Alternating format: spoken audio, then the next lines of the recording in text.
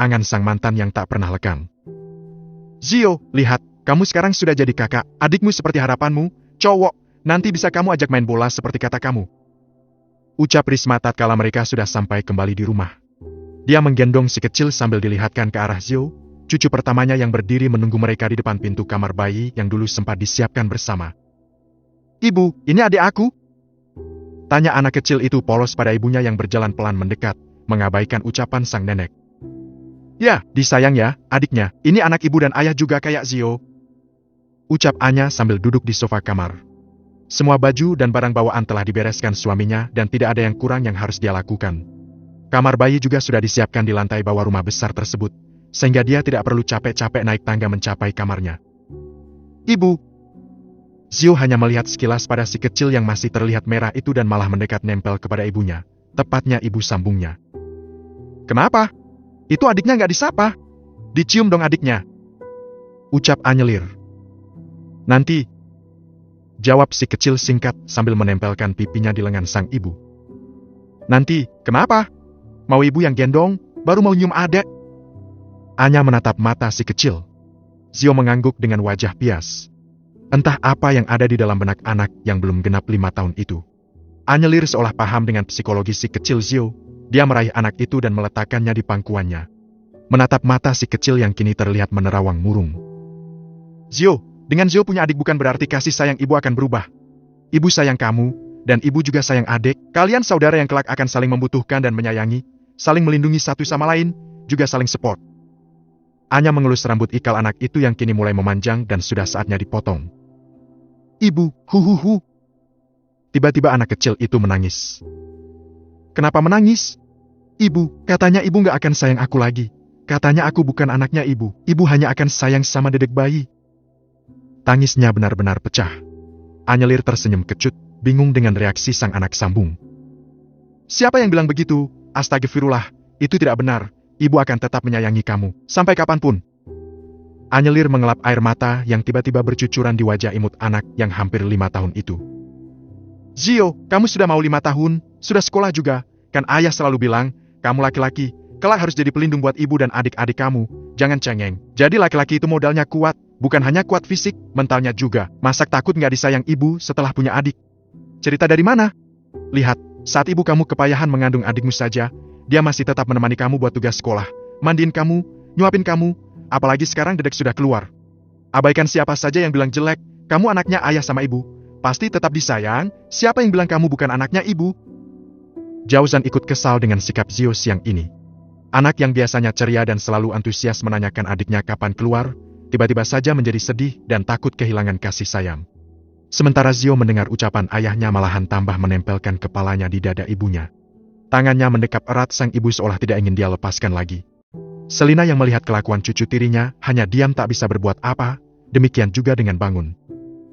Zio, jangan manja nak, sini ayah gendong, kamu sudah besar loh.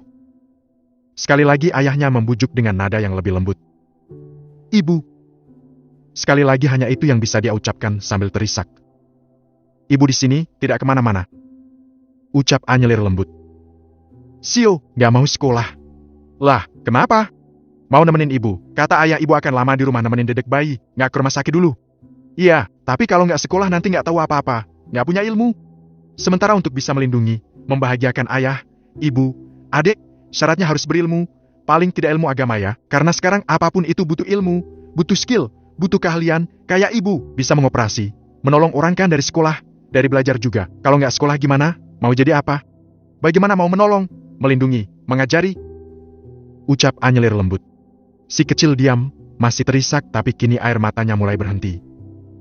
Zio, ayo ikut ayah, ibu mau menyusui dedek, kalau kamu minta pangku terus gitu nanti kalau dedek nangis gimana? Mas, jangan begitu. Dia masih kecil, dia juga butuh disayang, gak apa-apa ya dipangku ibu dulu, nanti kalau dedek nangis, Zio duduk di sebelah ibu ya. Anyelir menasehati. Zio mengangguk masih sambil menempelkan pipinya di dada sang ibu. Aduhnya, kamu itu terlalu memanjakan dia, laki-laki itu kuat setelah ditempa loh, jangan pernah bikin dia lembek. Jauzan berucap lirih. Sementara yang lain termasuk Risma yang menggendong sang bayi telah berada di ruangan lain, membiarkan masalah kecil keluarga itu mereka selesaikan. Ada saatnya nanti mas, dia dalam fase cemburu. Jangan sampai dia merasa ucapan orang itu benar. dia harus paham dan percaya jika ibunya benar-benar sayang sama dia. Ucap Anya. Hah, terserah kamulah, aku sudah ngingetin ya. Jauzan keluar ruangan. Mimik mukanya terlihat dongkol tapi wajahnya masih datar.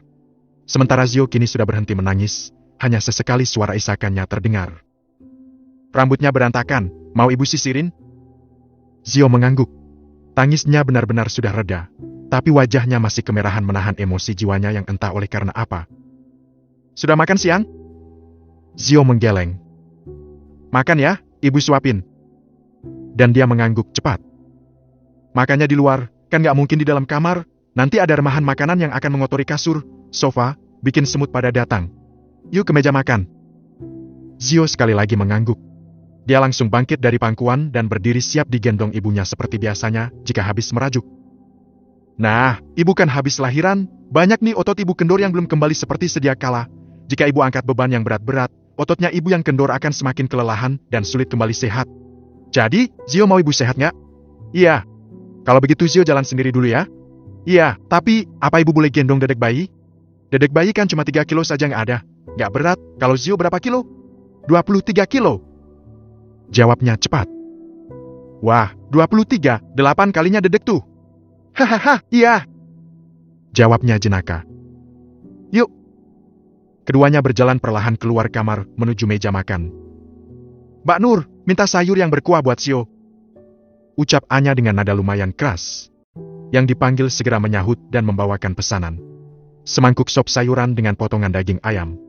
Zio dengan tenangnya duduk di kursi meja makan tersebut dan Anyelir menyuruhnya melafalkan doa sebelum makan. Suapan demi suapan pun lolos dan anak 4 jalan 5 tahun itu terlihat kembali ceria. Setelah menuntaskan makanannya dan meminum air, Anyelir mengajak anak sulungnya itu melihat ke box bayi di mana adiknya tertidur pulas di kamar tadi. Coba lihat, mirip siapakah dia? Anyelir bertanya dengan jenaka sambil menatap teduh si kecil Zio. Kayak aku, rambutnya keriting, tapi bu, kenapa nggak dicukur? Itu adiknya Farhan kemarin rambutnya dicukur loh. Ucap anak itu kini dengan mode ceria. Ya, nanti dicukur, terus ditimbang. Nah nanti ayah sedekah senilai berat rambut adik dengan harga emas. Misal beratnya 4 gram, nanti ayah keluarkan uang senilai harga 4 gram emas, untuk diberikan kepada fakir miskin atau yang membutuhkan. Begitu. Jawab Anya sambil tersenyum. Dan, anak kecil itu pun kesetrum tersenyum juga. Wah, nanti aku bilang ke ayah ya bu, aku bolehkan ikut nimbang rambutnya adik? Boleh dong, ikut ayah memberikan sedekah juga boleh? Jawab sang ibu cepat. Adek, cepat gede ya, nanti kita main bola bareng. Mulut kecil itu akhirnya mau menyapa adiknya. Amin, doakan ya kakak, kalau adik nyusunya kuat, insya Allah nanti cepat gede. Tapi kok adek tidur terus ya bu? Ya, masih kenyang, nanti kalau lapar dia nangis, pap dia nangis, pipis juga dia nangis. Hehehe, masak apa-apa nangis ya? Senyum kecil itu mereka menyebarkan rona kebahagiaan yang sempurna di wajah Anya. Bisanya baru nangis saja, belum bisa bicara. Nah, nanti kakaknya yang ngajarin dia bicara. Seperti halnya Zio, dulu juga seperti adek, sekarang sudah gede, sudah bisa ngomong, sudah bisa mandi sendiri, makan sendiri, minum sendiri. Itulah bedanya kakak Zio sama adek. Manggilnya mau mas apa kakak? Tapi kadang-kadang dibantuin, disuapin sama ibu, aku maunya dipanggil kakak aja. Nah, ajarin adik manggil kakak, lama-lama dia nanti tahu. Ibu lucu banget mulutnya adek, gerak-gerak sendiri. Pekiknya sambil menunjuk. Esti, adek lagi bobo kan? Lah, itu lagi mimpi dia, mimpi nenen, ngenyot. Kakak juga dulu nyenyot pakai dot. Sama kan? Iya. Senyuman manis kini bertengger di wajah tampan anak berambut ikal kecoklatan tersebut tanpa rona kesedihan sama sekali. Gimana? Seneng gak punya adek? Sang ayah tiba-tiba muncul dan mulai bertanya, berkomunikasi dengan anak sulungnya yang sempat ketakutan dengan kehadiran adiknya. Seneng. Jawab Zio malu-malu. Ibu masih tetap sayang kan? Hehehehe. Anak 5 tahun itu tersenyum malu-malu, mungkin menyesal dengan sikapnya tadi. Nah, jagoan ayah, pasti siap nih, jadi pelindung buat ibu dan adek. Pelindungnya kan ayah. Ayah kan kepala keluarga, harus kerja, kadang gak di rumah. Jadi ya kamu yang lelaki selain ayah yang paling tua. Kalau ibu gak mungkin lah, ibu kan perempuan. Perempuan itu untuk dilindungi, bukan melindungi. Mengerti?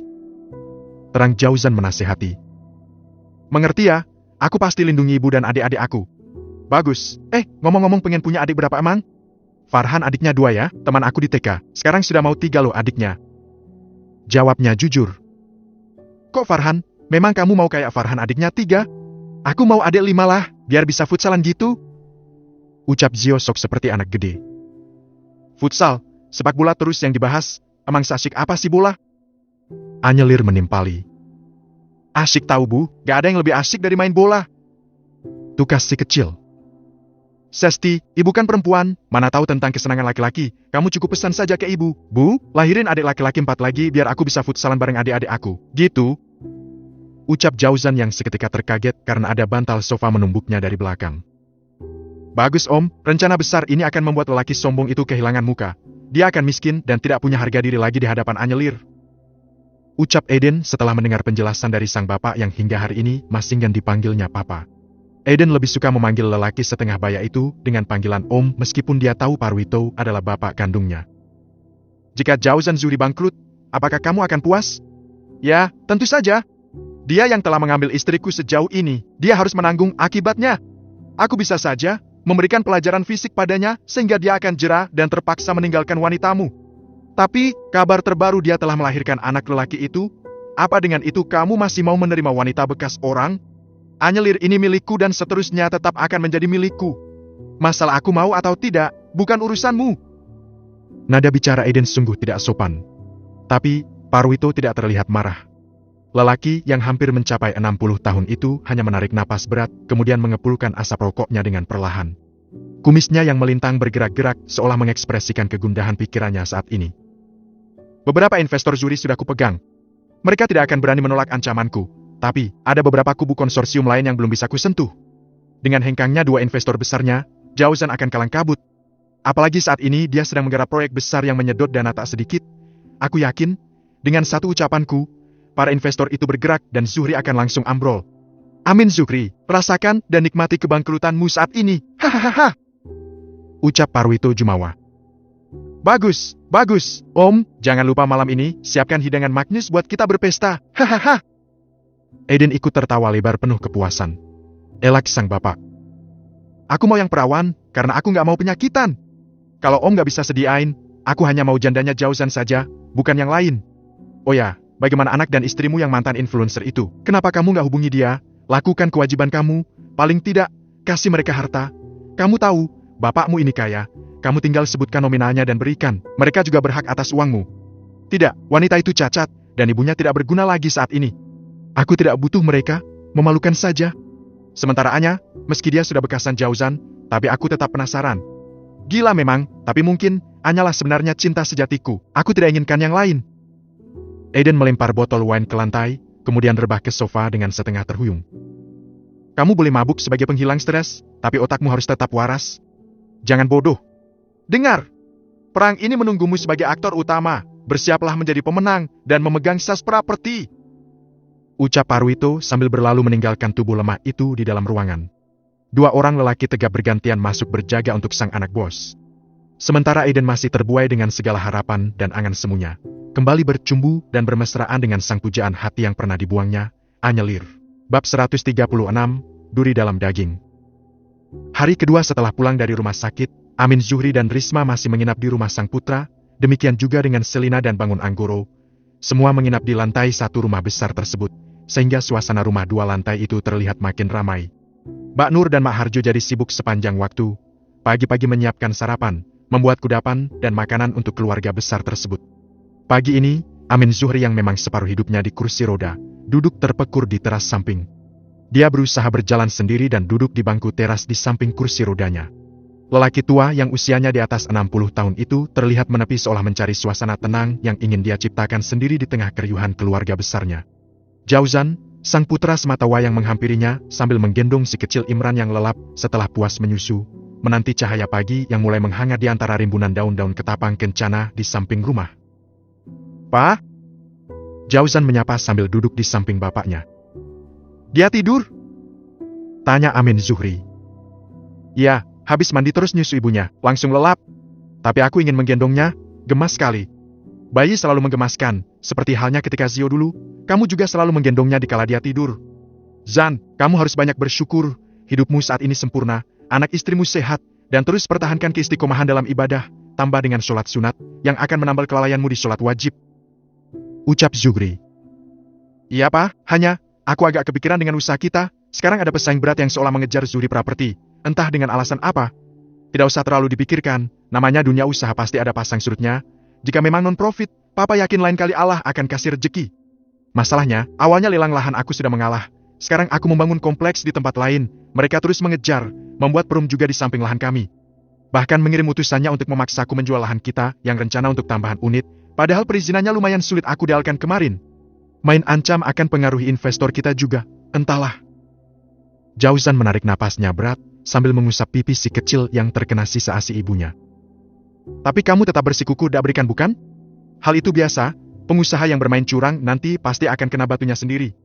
Tapi kalau boleh Papa tahu, apa nama perusahaannya? SAS Property. Kebetulan direktur humasnya mantanku dulu yang Papa tolak, kami sedang bahas kerjasama, dan hampir saja aku terjebak dan keluarga aku menjadi korban. Ya untunglah Allah masih melindungi kami. Jauzan mencium pipi anaknya yang tertidur pulas. SAS Property itu nggak akan mungkin menyerang kita. Saskia mendirikan perusahaannya. Setahun setelah keluar dari Zuri, dia bahkan minta restu dariku dan berharap aku bisa membimbingnya. Ucap Amin Zuhri ringan. Awalnya aku juga berpikir begitu, direktur SAS adalah mantan karyawan Papa. Tapi nyatanya kini SAS telah berkembang menjadi perusahaan besar. Masing-masing departemen memiliki direktur sendiri dan dari para utusan itu, aku bisa menyimpulkan kebijakan SAS telah berubah, yang tadinya menganggap kita mitra, kini menjadi pesaing bisnis. Entahlah, Pak, tapi itu yang aku rasakan. Jauzan curhat sedikit mengeluh. Tiba-tiba terdengar suara Zio menangis cukup keras. Anak itu kini sedikit-sedikit cengeng, semenjak punya adik. Padahal dari kemarin sudah dijelaskan sama ibunya, dan mulai mengerti. Tapi, cengengnya tidak hilang sama sekali. Ada apa dia? Entahlah, dia sangat cemburu dengan kehadiran adiknya. Usianya sudah 5 tahun, harusnya dia sudah siap punya adik. Dia sangat menyayangi ibunya, selalu takut jika kasih sayang ibunya terbagi, akhirnya rewel, tiap pagi bikin drama. Kamu harus lebih sabar, risiko punya anak lebih dari satu gitu. Untungnya ibunya tipe yang tidak meledak-ledak. Sejak awal aku tahu Anya menyayangi Zio, tapi terlalu memanjakannya, jadinya anak itu kelewatan. Tidak ada yang kelewatan, istrimu tidak salah. Justru kamu yang harus banyak bersyukur. Imran ini aku rasa kalem, dia nggak banyak rewel, sepertinya sudah tambah montok saja. Mungkin berat badannya sudah bertambah. Pas keluar rumah sakit sudah langsung nambah dari bobot lahir, Pak. Asinya Anya lancar juga rezeki. Anak sehat rezeki, jadi jangan mengeluh. Jika memang nanti benar ada masalah dengan perusahaan, hadapi saja tapi teruslah bersyukur. Allah akan menambah nikmatnya, itu janji Allah. Sekali lagi Zuhri menasehati. Pak, menurut Papa, apa aku harus meninggalkan salah satu pekerjaan agar bisa fokus menata karir? Sejauh ini aku merasa enjoy. Semua teratasi. Aku merasa pikiranku tidak buntu saat mengajar, dan merasa bermanfaat dengan ilmuku dari dunia pendidikan kala menjadi pelindung para pejuang kebenaran di meja hijau. Tapi, papanya Anya bilang suatu saat aku akan kalah jika terlalu rakus dengan pekerjaan. Alasannya karena tidak mungkin bisa fokus. Jalani saja semampu kamu, Papa tidak masalah. Tapi jika suatu saat kamu kewalahan, lepaskan kampus, itu saran Papa. Ucap Zuhri. Jauzan menatap ke arah taman, merenungi setiap ucapan sang papa. Tiba-tiba Anyelir datang bersama Zio. Anya mengenakan baju gamis lengkap dengan hijab segi empat yang rapi, seolah seperti mau keluar rumah. Ayah, kakek, aku berangkat ke sekolah. Zio mengulurkan tangan hendak menyalami ayah dan kakeknya. Mas, aku anterin Zio sebentar ya, titip Imran. Ucap Anya. Nganterin Zio? Udah Zio sama Pak Lukas saja kenapa? Jauzan protes. Mas! Anyelir mengedipkan sebelah matanya sambil menatap sang anak sambung yang nempel di lengannya. Anak itu seolah tidak rela berpisah dengan sang ibu meski hanya untuk sekolah. Wajahnya juga masih memerah karena bekas menangis tadi. Oke baiklah, Zio diantar ibu, jangan nakal ya, kamu juga langsung pulang habis nganter ya. Ucap Jauzan memberi pesan. Zio pamit sama kakek dulu. Anyelir mengajari anaknya untuk tidak lupa pamit juga pada sang kakek. Berangkat ke sekolah kakek. Ya, hati-hati ya nanti pulang dijemput Nani Maira. Zio mau dijemput ibu saja. Potong Zio cepat. Loh, ibu kasihan, kan jaga adik di rumah. Ucap Jauzan. Ibu, Zio maunya dijemput ibu. Rajuk si kecil dengan muka memelas. Iya, nanti ibu yang jemput juga ya. Zio mengangguk senang. Anya, gak apa-apa mas, aku juga dalam rangka membuat dia terbuka. Nanti lama-lama dia akan terbiasa dengan adiknya. Hah, baiklah, pesanku, kamu boleh sayang, tapi jangan memanakan, dia laki-laki, harus dididik kuat. Siap mas, kuat bukan berarti harus kasar kan? Ucap Anya sambil tersenyum. Ya, sudah, percaya saja sama istrimu. Amin Zuhri menengahi. Dan kedua nyaun berlalu. Berjalan ke arah depan di mana mobil yang mengantar sudah bersiap bersama dengan Lukas, sopir bangun Anggoro. Jauzan dan Pak Zuhri pun melanjutkan obrolan. Zio sangat dekat dengan ibunya, Masya Allah, aku benar-benar tidak menyangka. Puji aku Amin Zuhri pada sang menantu. Alhamdulillah aku nggak salah pilih istri kan Pak? Kalau dulu Papa izinkan, semua tidak akan seperti ini kan? Aku tidak tahu dulu dengan alasan apa Papa menolak Verly. Hah, kamu yang bodoh, wanita nakal kok didoyani. Lihat, tidak ada wanita baik-baik tatoan, apalagi doyan main ke klub malam. Ke klub malam? Hah, entahlah begitu bodohnya aku kala itu. Pak, ngomong-ngomong, selama Anya di rumah sakit, siapa yang mengurus Zio? Siapa lagi kalau bukan Maira? Maira? Seperti ini Zio kurang suka sama nanya itu. Ucap Jauzan. Aku juga heran. Padahal Maira sangat lembut. Aku juga sering memberi hadiah pada gadis itu agar dia bisa mengurus cucuku dengan baik, tapi Zio tidak menyukainya. Jawab Zuhri. Iya Pak, ada yang tidak beres. Zio tidak bisa akrab dengan Maira. Kalau itu aku juga sudah menyadari dari dulu. Zio ini anak yang sangat pemilih. Sama Syara dia nggak cocok, sering sekali nangis. Diganti Fatimah.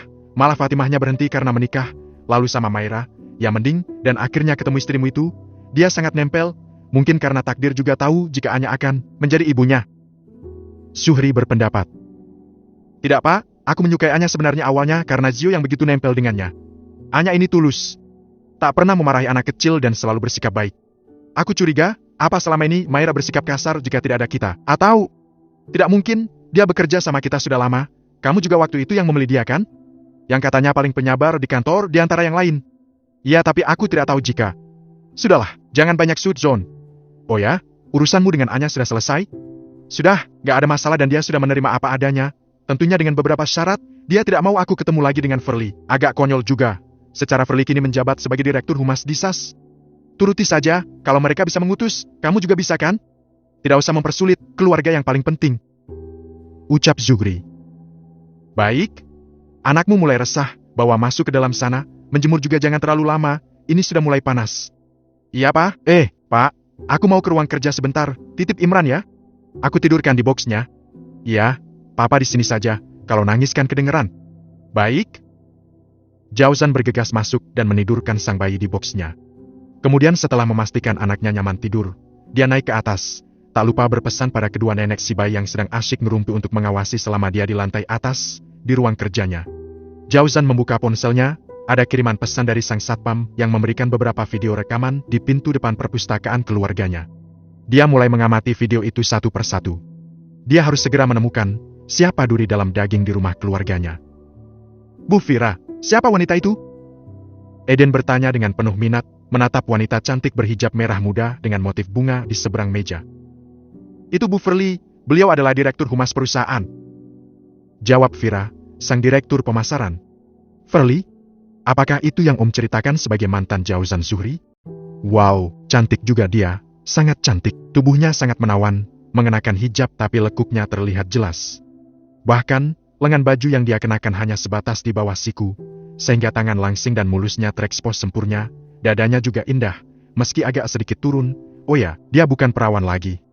Kabarnya Jauzan pernah menidurinya hingga mengaborsi janin hasil hubungan gelap ini. Wow, menarik sekali. Pikiran Eden melanglang buana. Pak Eden, ada apa? Firi terlihat heran menatap wajah bawahannya yang tersenyum aneh. Tidak, ajak saya berkenalan dengan Bu Verly setelah ini, ada banyak yang ingin saya sampaikan padanya. Ucap Eden. Bu Verly ini adalah keponakan Bu Saskia, CEO perusahaan. Jika Anda ingin mendekati beliau, sebaiknya hati-hati.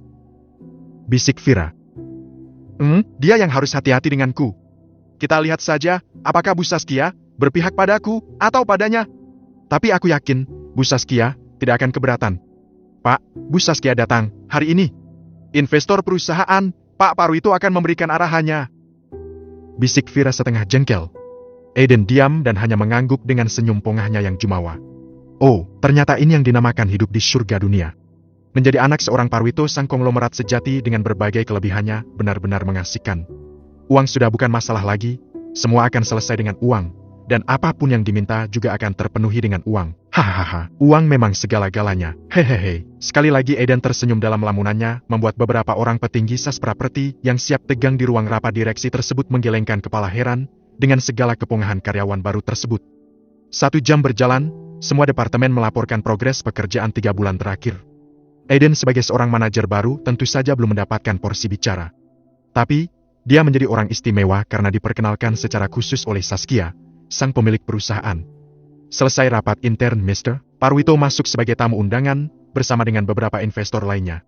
Dan karena dia adalah pemegang saham tertinggi perusahaan, maka suara dialah yang didengarkan di akhir rapat tersebut. Secara khusus dia menitipkan Eden sebagai sang pewaris atau pemegang saham tertinggi perusahaan. Dan mulai hari itu, seluruh sahamnya di SAS Praperti sudah atas nama Eden Pratama Rajendra. Rapat pun usai. Para petinggi satu persatu meninggalkan ruang rapat, begitu juga dengan Vira. Sementara Eden masih bertahan duduk, menatap seberang meja dengan tatapan penuh minat. Lelaki tampan berkacamata yang kini hanya bisa berjalan lamban itu masih duduk sabar menunggu Furly yang masih asyik mengobrol dengan salah seorang kolega, entah siapa namanya. Tak berapa lama, ruangan sepi. Seluruh staf perusahaan sudah keluar dan hanya tinggal dirinya saja. Tapi, Furly seolah tanpa peduli, bertahan di tempat duduknya sambil mengamati laptop di depan mata. Eden berjalan perlahan mendekati wanita tersebut. Furly seolah cuek tanpa ada minat sama sekali. "Hei cantik, boleh kenalan?" Furly diam sejenak kemudian mendongak, menatap sosok tampan yang kini berdiri di hadapannya.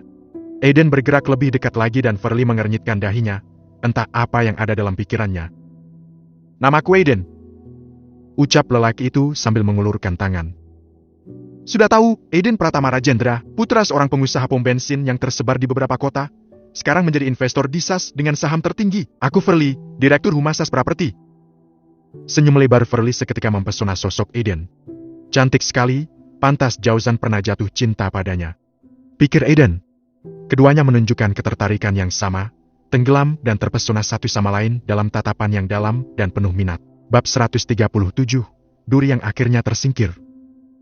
"Terus terang saja, kamu mantan pacarnya Jauzan Zuhri?" "Aku? Kamu tahu dari mana?" Wajah Furly seketika memerah dengan tembakan pertanyaan yang diajukan lelaki tampan itu. "Tidak perlu kaget, mantan istriku, saat ini menjadi istrinya Jauzan," ujar Eden sambil menarik kursi dan duduk di sebelahnya. "Oh, aku baru tahu jika dia mantan istri kamu. Apakah mantan istrimu cantik?" Furly mulai kepo dengan ucapan pemuda di depannya. "Dulu, dia biasa saja, bahkan sangat dekil. Di mataku begitu tidak menarik. Tapi dia punya kecantikan hati dan juga kecerdasan luar biasa, pula skill yang tak ternilai. Aku sangat merindukannya saat ini." Ungkapan itu seolah mencuatkan kerinduan yang tersimpan sangat dalam. "Oh ya, so sweet banget. Tapi, bagaimana kamu bisa melepaskannya sehingga diambil oleh orang lain?" Furly balik bertanya. "Itu adalah penyesalanku seumur hidup. Tapi, aku juga tahu kalau kau juga masih mencintai mantan kamu itu kan?" Eden kembali menerka. "Maksud kamu hingga kini aku nggak bisa move on? Come on bro, dunia tidak selebar daun kelor." Elak Furly. "Tapi dia sudah menikah bahkan 2 kali loh. Anaknya juga sudah 2, kemarin baru saja lahiran, istrinya, dan kamu. Hingga kini masih menjomblo saja. Apa tidak ada lelaki yang mau sama kamu? Atau, mereka sudah tahu jika kamu sudah tidak perawan lagi?" Nada bicara Eden mulai sumbang. Furly melengos kemudian berukau dengan nada tinggi.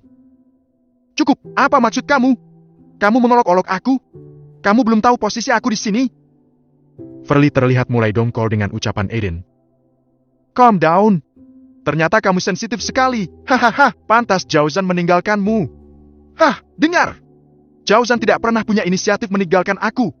Hubungan kami hanya terbentur restu dari orang tua." Tunas Furly ketus. "Pasti restu orang tua si laki," tebak Eden. "Apa maksud kamu?" Suara Furly makin meninggi, matanya yang besar menatap tajam wajah tampan yang tersenyum di balik kacamata tersebut. Kulit wajahnya yang putih glowing itu kini memerah dengan beberapa urat yang terlihat mencuat karena marah. Eden makin happy, dia berhasil memancing emosi Furly. "Wow, baguslah. Jangan marah, kamu cantik banget tapi emosimu besar juga, pantas Jauzan membuangmu." Eden masih saja memancing emosi membuat wanita cantik itu makin meradang. "Hah, kamu pikir dengan memegang saham terbesar di sini, kamu bisa seenaknya mengataiku semau kamu? Sedikit pun aku tidak silau dengan uangmu. Cih! Kamu juga, tampan dan kaya, tapi kamu lupa berkaca. mencaci kejelekan orang lain padahal kamu sendiri jauh dari sempurna. Dengar, kamu juga tampan, tapi fisik kamu cacat. Kamu pikir cewek itu hanya melihat wajahmu saja? Halo, mungkin Anya meninggalkanmu karena itu, selain karena mulutmu yang kotor itu tentunya.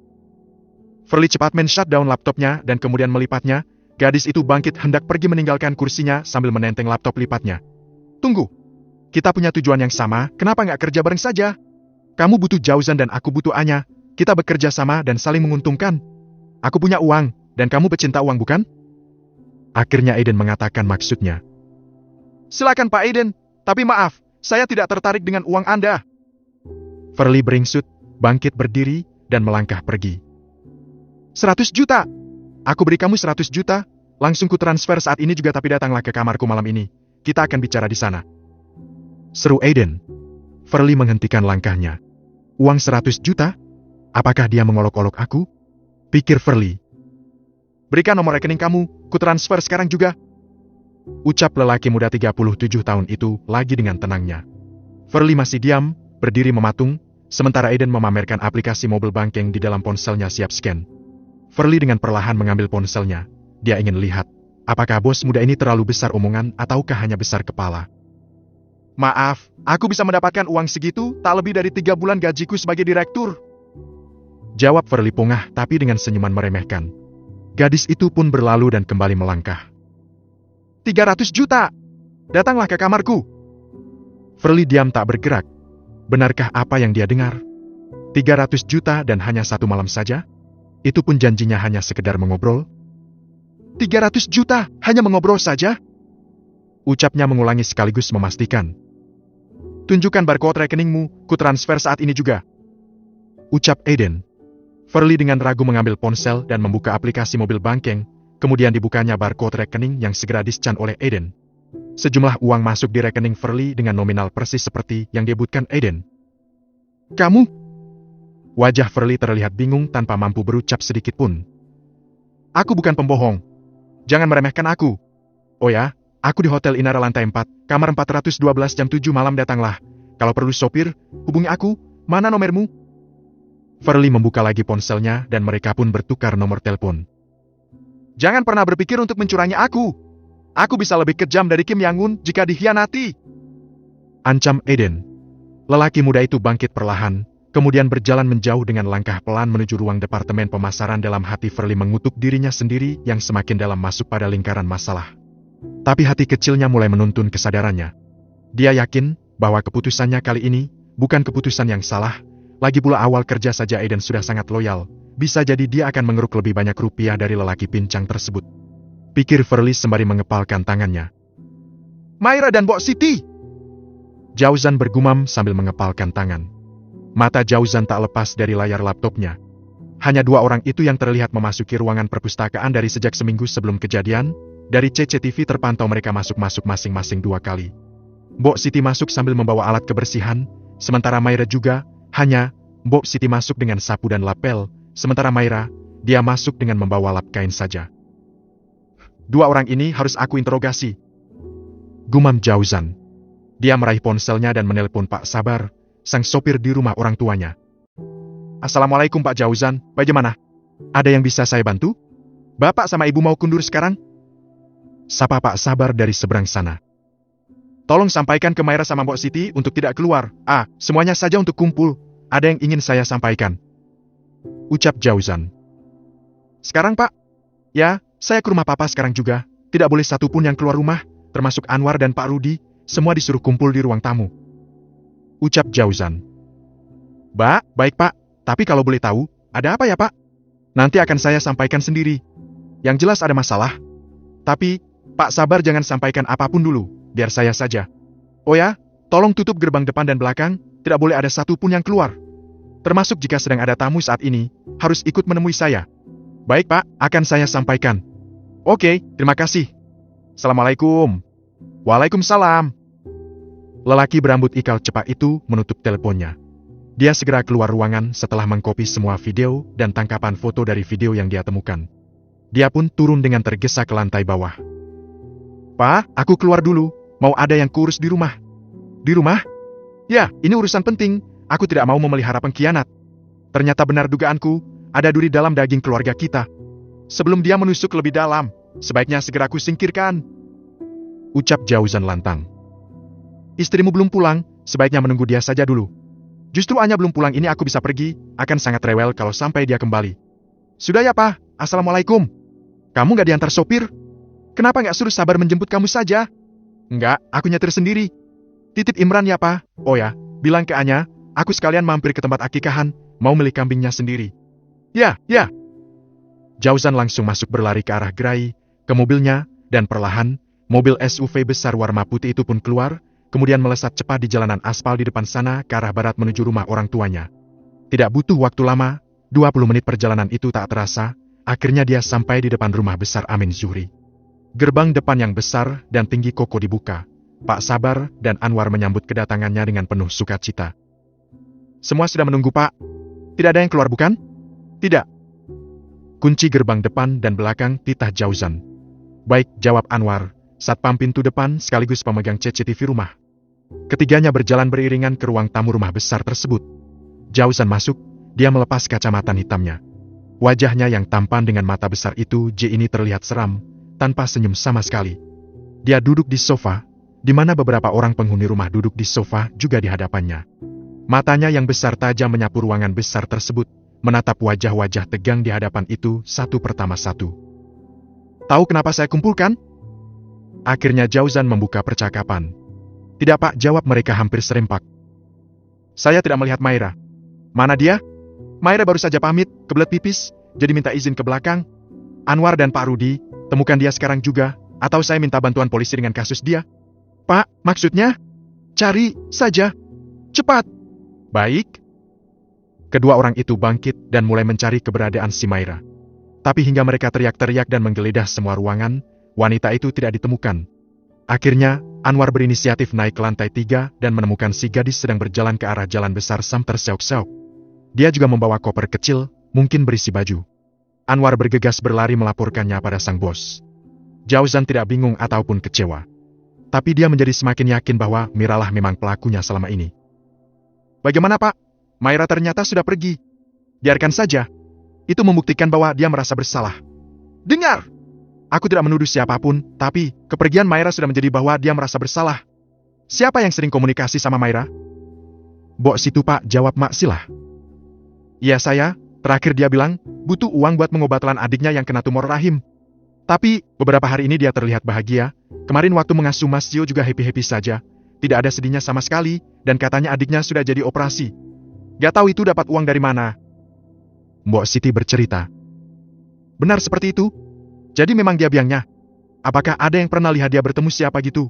Pak Sabar pas mengantar dia ke pasar. Apakah melihat dia bertemu dengan siapa? Jauzan kembali menginterogasi. Enggak, Pak. Kalau ke pasar dia karena sama Mbok Siti. Jadi paling masuk terus keluar bareng berdua. Gak ngomong sama sekali ke saya kalau mereka menemui siapa-siapa. Jarang juga. Terang Pak Sabar. Tapi pas hari apa itu? Kalau tidak salah seminggu lalu, ada mobil Elfard yang berhenti di belakang rumah. Nah cukup lama. Saya nggak tahu siapa yang menemui pengendara mobil tersebut, karena saya melihat dari atas, waktu itu bilang ke saya suruh merawat tanaman yang di pot balkon lantai 3. Tapi pada saat turun, saya mendapati Maira yang baru masuk dari gerbang belakang. Ucap Pak Rizwan, tukang kebun keluarga tersebut. Oh begitu? Jauzan menanggapi.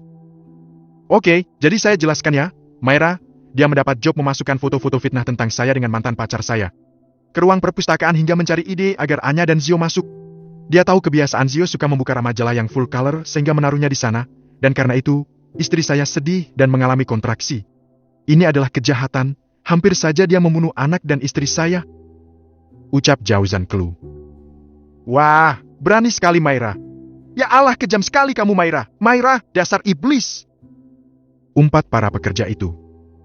Astagfirullah ya Allah, hindarkanlah kami dari perbuatan munafik begini ya Allah. Suara sumbang itu langsung tertinggi. Ya Pak, sebenarnya saya nggak mau cerita atau adukan ini ke Pak Jauzan. Tapi, saya pernah mendengar Mas Zio nangis karena dibilang Bu Anya bukan ibunya. Apa? Ya bilangnya begitu, Mas Zio sampai menangis merengek bahwa itu tidak benar, tapi Maira tak mau. Ungkap Mak Silah. Oh, aku sudah menduga. Baiklah, aku peringatkan jangan ada satu pun di rumah ini menjadi pengkhianat layaknya Maira. Maira tetap akan kukejar sampai dimanapun, dan kupastikan mendapat ganjaran yang setimpal. Dan jangan ada satupun yang berani menerima dia lagi di sini, atau akan menyusulnya. Jauzan memberi pengumuman dengan nada ancaman. Tatapan mata Jauzan masih teduh, meski wajahnya terbungkus amarah. Di luar sana, angin pagi berhembus sejuk mengalirkan hawa adem dari utara kota. Matahari yang mulai merangkak naik, hangat terasa terpaannya di antara celah jendela besar rumah keluarga Zuhri. Bab 138, Kegilaan, Kekasaran, dan Kelicikan Eden. Baik, semua boleh kembali bekerja. Pak Rudi dan Anwar, tinggal sejenak. Ada yang ingin saya sampaikan. Ucapan Jauzan menahan langkah kaki Anwar dan Rudi. Sementara Pak Sabar, Mbok Siti, Mak Silah, Pak Rizwan, Fami dan Reza seketika keluar dengan rona wajah lega. Duduklah, ucap Jauzan datar. Pak, apa ada yang salah dengan saya?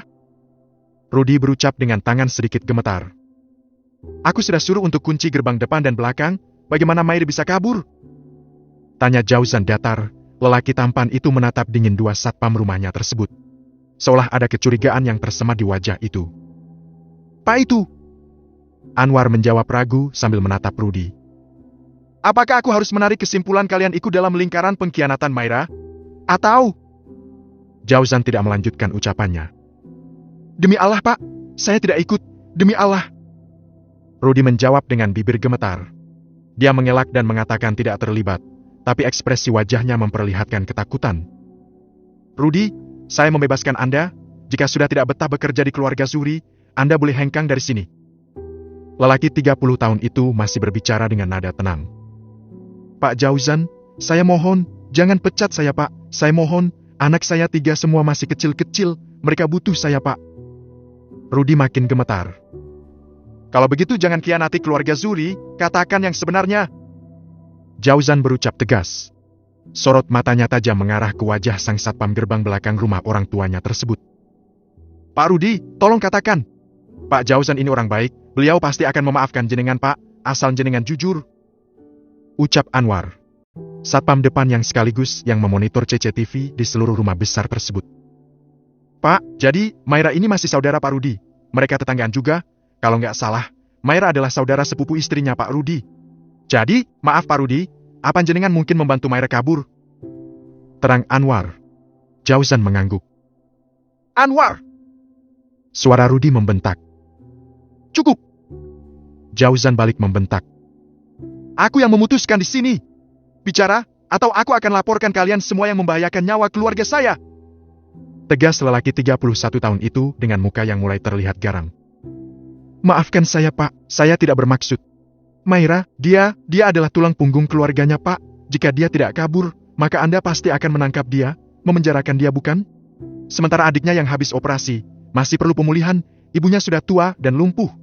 Pak, saya hanya kasihan, paling tidak jika dia bisa pulang, dia bisa merawat ibu dan adiknya. Tapi, bagaimana ibu dan adiknya jika Anda memenjarakan dia? Rudi kini mulai jujur. Berbicara dengan nada terbata dengan wajah memerah menahan malu dan takut. Kalau begitu jangan khianati kami. Bagaimanapun perbuatan Mairi tidak bisa ditolerir, apalagi dia tidak punya keinginan minta maaf. Pak. Muka Rudi makin memerah.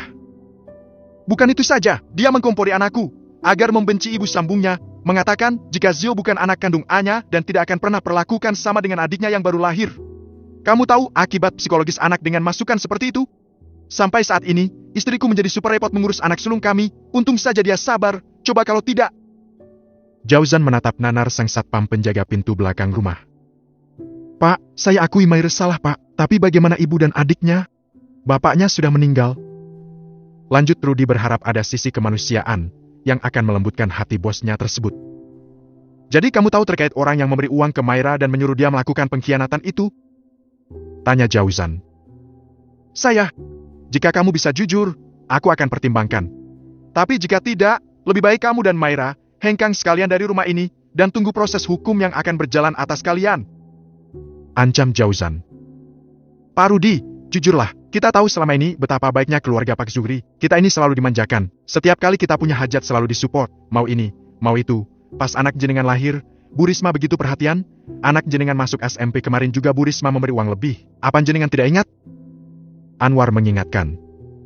Anwar, kamu benar, Pak Zuhri sangat baik. Mair memang keterlaluan. Ya sudah, ceritakan saja. Sebenarnya, Bu Risma kemarin sudah tahu jika adiknya Maira mau operasi.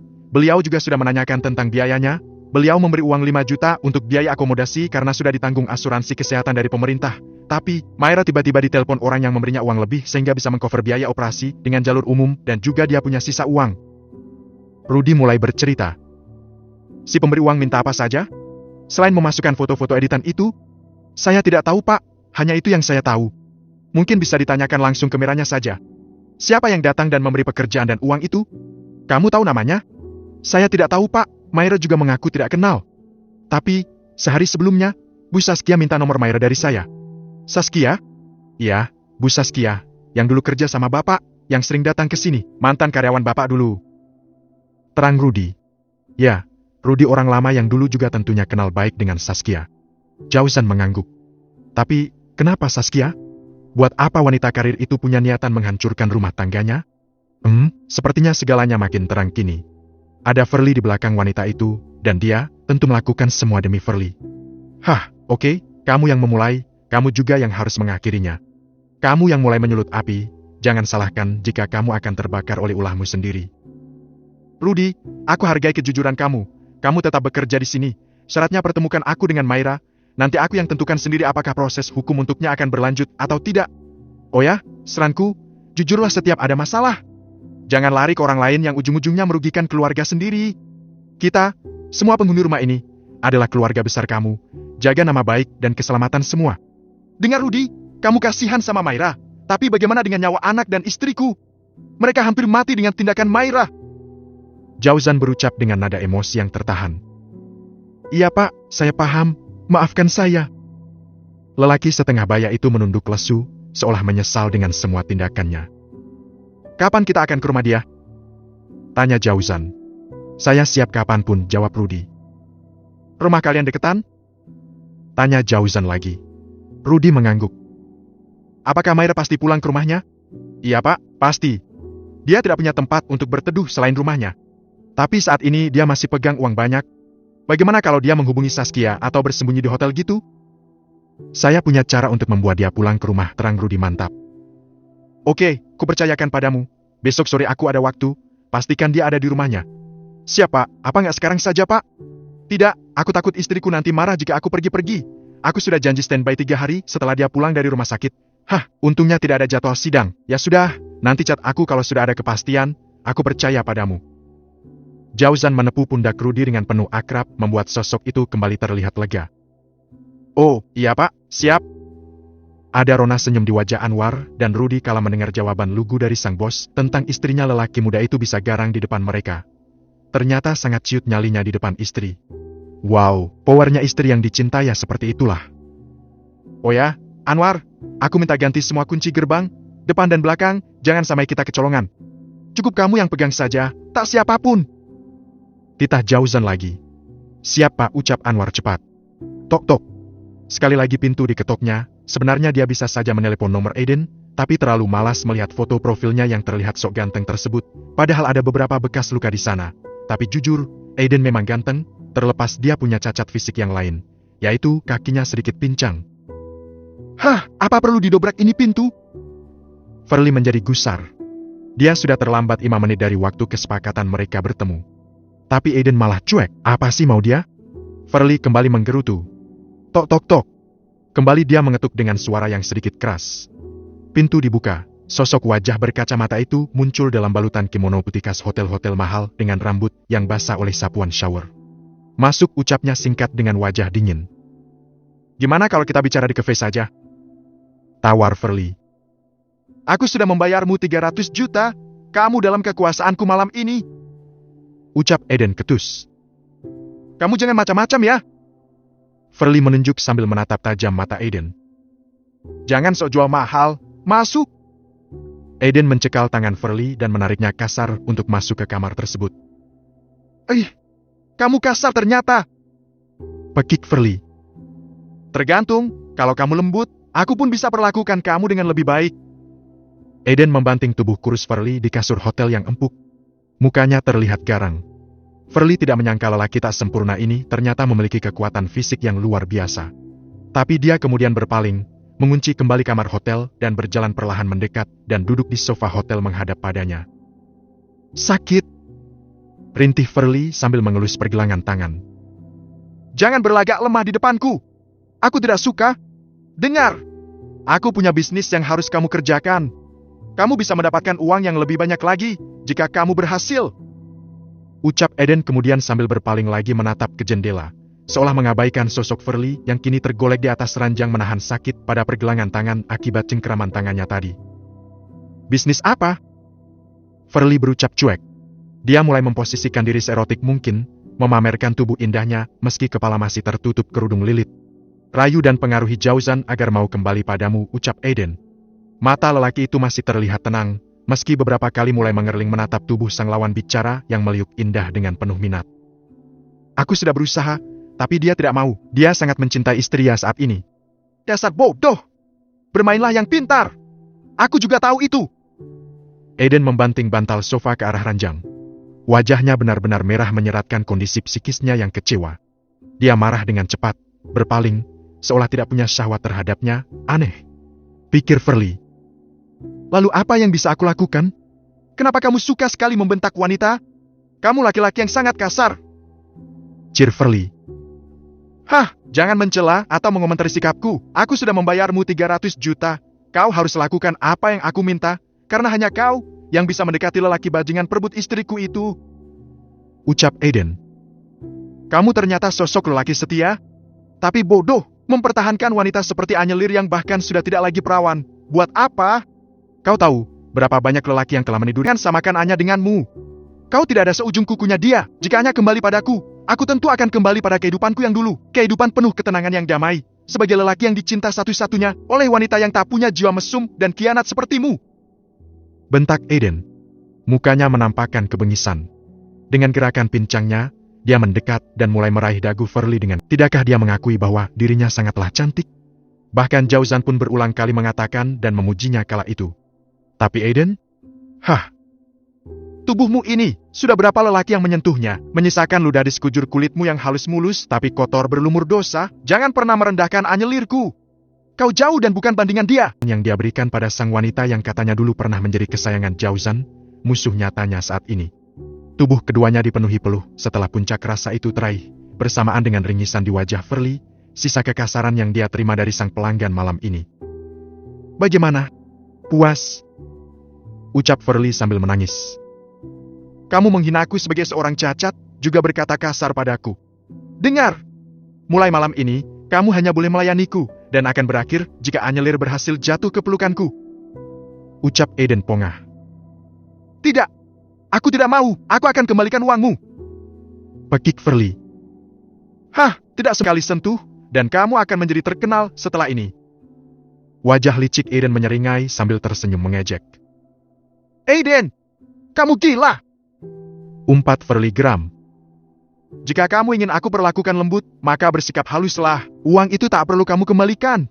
Cukup bersiaplah menjadi gundiku setiap kali aku butuh. Tapi ingat, aku tidak mau diselingkuhi. Sekali aku lihat kamu bermain dengan yang lain. Eden menjeda ucapannya. Dia mencengkeram kuat leher gadis cantik itu, membuat Furley merasa kesakitan sekaligus ketakutan. Nyawamu taruhannya, tapi tak perlu takut. Aku tidak doyan semua wanita. Hanya kamu yang menarik bagiku saat ini, tentunya sebelum ku mendapatkan istriku kembali. Eden tersenyum, kemudian sekali lagi menghempaskan wajah cantik itu begitu saja, seolah jijik dan melihat bahwa wanita di hadapannya ini tidak bernilai sama sekali. Sementara Furley menatapnya dengan penuh kemarahan, dengan kedua mata yang memerah disertai linangan bening yang terus membanjiri kedua belah pipi halusnya. Bab 139, Berita-berita bahagia. Assalamualaikum.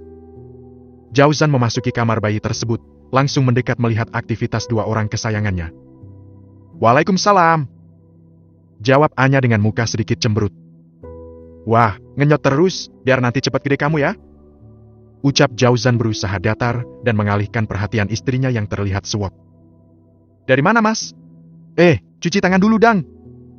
Elak Anya tatkala suaminya hendak mencolek pipi si kecil yang sedang asyik bergerak kembang kempis menyusu. Udah kok, di depan tadi, pakai sabun juga. Tukas Jauzan. Benar ya, masalah kesehatan gak boleh bohong loh. Agen patogen itu gak kelihatan, kita yang harus menjaga higiene personal. Ucap Anya terdengar menggurui. Siap Bu Dokter, sudah cuci tangan dijamin bersih. Jauzan menjawab sekali lagi sambil menebarkan senyum nakal. Dari mana kamu Mas? Dari tadi pagi nggak pulang-pulang. Anya kembali bertanya dengan nada juteknya. Dari itu, keluar sebentar, ke tempat akikohan, milih kambing yang super buat acara besok. Genap seminggu kelahiran Imran, aku juga beli timbangan digital mini buat nimbang rambutnya nanti setelah dicukur. Jawab suaminya menjelaskan, masih dengan senyum yang terlihat makin menjengkelkan di mata Anyelir. Aku dari tadi sendirian loh mengurus Imran, mau mandi juga belum bisa. Capek Mas, mana nangisnya kenceng banget, dia juga betah banget Nenen. Mau nitip Mama bilang tadi nggak enak badan karena kemarin sore mandi air dingin. Jadi aku nggak bisa minta tolong beliau kan? Ibu mana berani aku minta tolong Mas, kasihan juga, sudah sepuh. Anyelir mulai merajuk. Jauzan yang sedikit-sedikit baca psikologi ibu baru melahirkan. Juga artikel tentang baby blues karena ibu terlalu capek mengurus anak sendiri, berusaha untuk sabar. Dia masih dengan mode kalem menjawab istrinya tanpa emosi sama sekali. Ya sudah, sini biar aku gendong, sudah kenyang ya? Nggak mau bobo? Oh ya, apa perlu aku carikan suster segera buat bantu kamu? Ucap Jauzan sambil mengambil alih sang putra dari buayan tangan ibunya. Suster? Ya kamu lama susternya, baru juga kemarin lahiran. Hati-hati cari suster. Aku nggak mau loh suster kayak Maira, aku saja yang cari suster nanti. Kata Mak Harjo, tetangga sini banyak yang mau ngerawat anak kita. Nanti dibantu Mbak Nur sama Mak Harjo saja. Jangan nyari dari karyawan kamu yang cantik-cantik itu. Nanti tujuannya beda, malah ngerayu bapaknya kan bahaya. Astagfirullah, kok gitunya? Ya sudah terserah kamu sajalah, asal jangan kamu yang membayar. Nanti semua jadi tanggungan aku ya. Jauzan mengingatkan. Iyalah, masak aku sih? Hem. Jauzan tersenyum simpul menatap muka jutek Anya yang kini bangkit dan meregangkan otot tubuhnya. Oh ya, kalau mau pergi bilang ya, jangan main kabur saja. Cetus Anya lagi. Kabur? Ya kabur, siapa suruh tiba-tiba hilang? Aku bingung tahu Mas, aku kan butuh kamu. Nanti habis mandi mengoles obat juga, masak aku sendiri. Oh, iya, siap Tuan Putri. Maaf, aku pamit sama Papa tadi. Nggak kabur kok. Ucap Jauzan lagi dengan ekspresi mengalah. Kamu beneran kan dari tempat akikohan? Mana buktinya?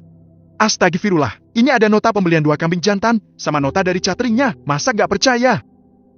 Jauzan merogoh beberapa lembar nota dari saku bajunya. Anyelir menerima 2 lembar kertas nota itu dan membacanya dengan teliti. Gimana? Bener kan? Aku pesankan paket berkah 200 besek buat dibagikan. Lauknya juga ku tambah yang buat prasmanan, takutnya kurang. Sama kalau ada yang mau hadir ke sini, yang pada ngaji.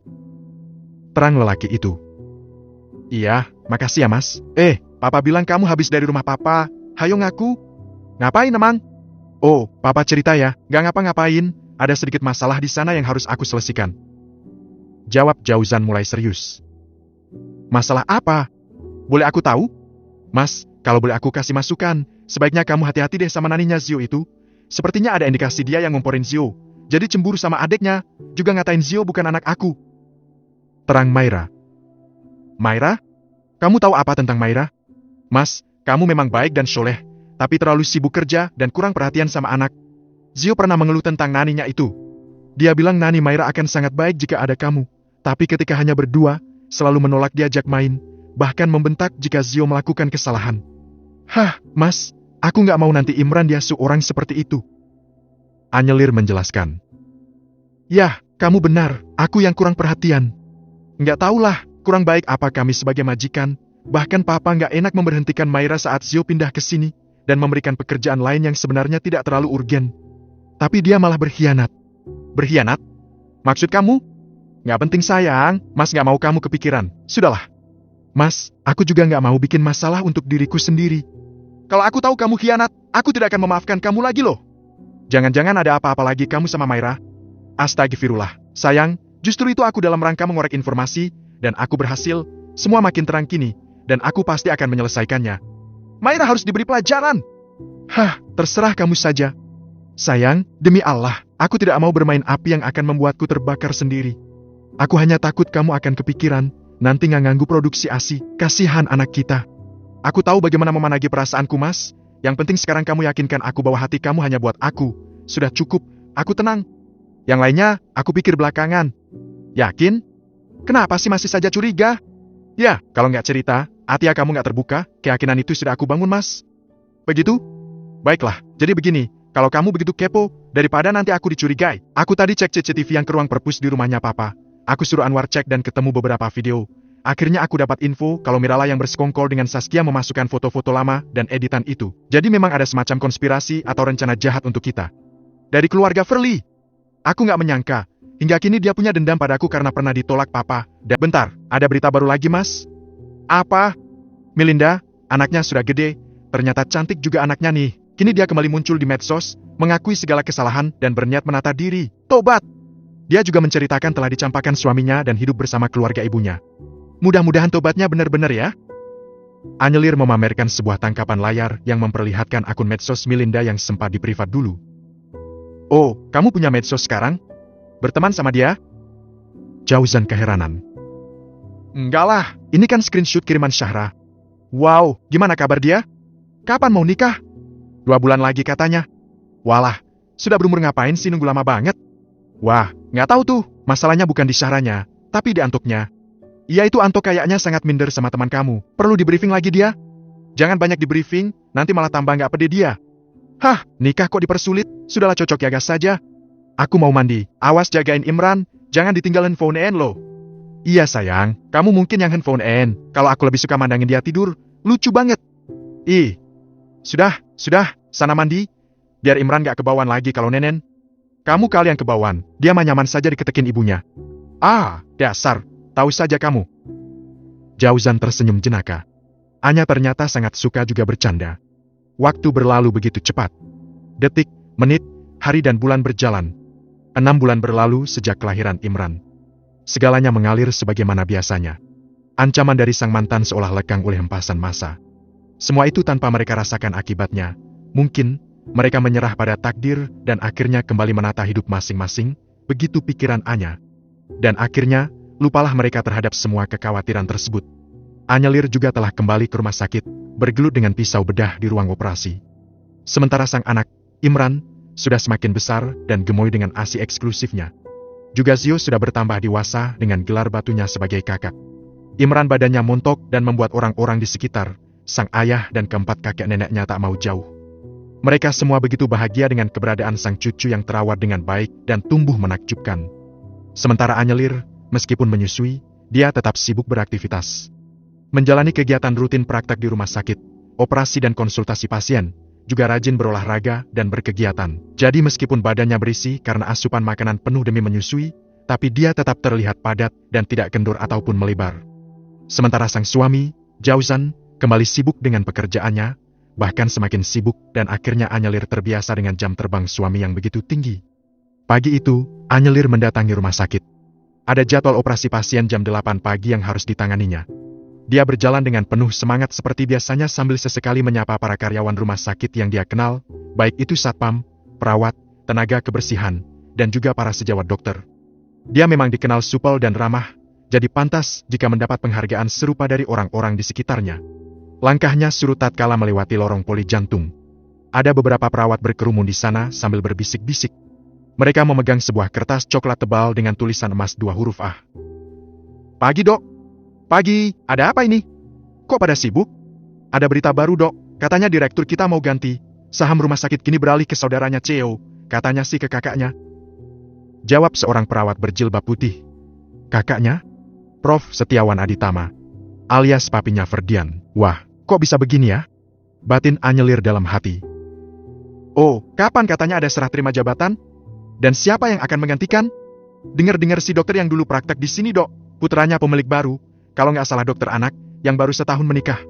Kemarin terlihat kesini kok, sama istrinya yang katanya juga dokter kulit, cantik banget asli istrinya, lagi hamil besar. Ucap perawat yang lain. Ferdi? Hah, males banget ketemu dia lagi. Tapi kok berita sebesar ini aku baru dengar ya? Anyelir kembali membatin. Oh ya ada undangan loh dok, nih yang dulu ngefans berat sama dokter Tias, sudah tahu belum? Nih undangannya, eksklusif di Hotel Arinton. Salah seorang perahu. Mungkin dari situ sih mereka dekatnya. Kasihan ya, sayang banget, ganteng-ganteng dapatnya janda, hahaha. Para perawat itu cekikikan.